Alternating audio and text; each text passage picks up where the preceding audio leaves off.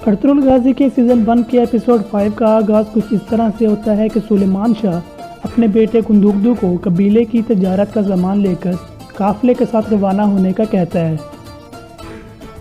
क्योंकि कारातविगर काफ़िले पर हमला कर सकता है, इसीलिए सुलेमान शाह कुंदुगदू को अपने साथ सिपाही भी लेकर जाने का कहता है। उधर टाइटस अर्तुगरुल और इसके सिपाहियों से मिलकर वापस जाने के लिए इजाज़त मांगता है। अर्तुगरुल इसे रात अपने साथ गुजारने का मशवरा देता है, मगर टाइटस वापसी की राह लेता है। वापस जाते हुए अपने साथ मौजूद सिपाही से कहता है कि हमें हलब पहुंचकर इनके लिए बेहतरीन जाल बिछाना होगा। टाइटस के जाने के बाद अर्तुगरुल सुबह होने पर अपने सिपाहियों के साथ इब्नुल अर्दू को लेकर हलब के लिए रवाना हो जाता है और काफ़ी लंबा सफ़र तय करने के बाद आखिरकार वो हलब पहुंच जाते हैं। मगर हलब में टाइटस पहले से ही मौजूद होता है, जो कि इनका इंतज़ार कर रहा होता है। उसने अपना चेहरा ढांपा होता है और इस पर नज़र रखता है।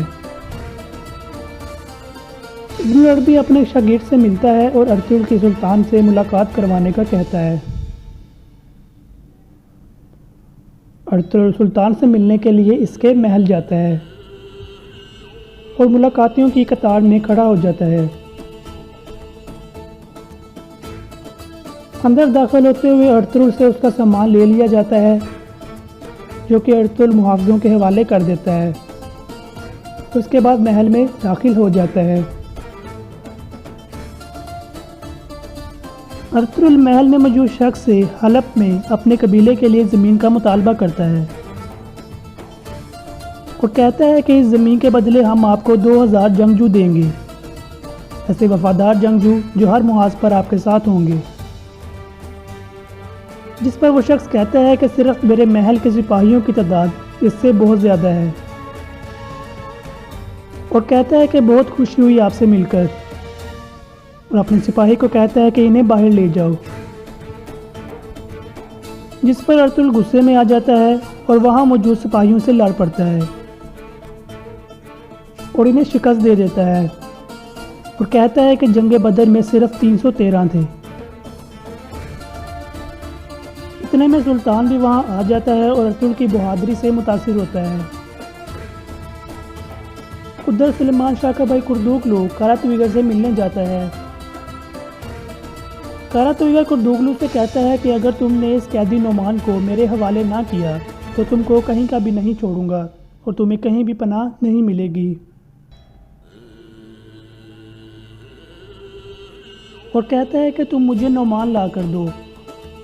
जिस पर कुर्दुगलू कहता है कि मैं तुम्हें नोमान के साथ साथ सुलेमान शाह भी दूंगा।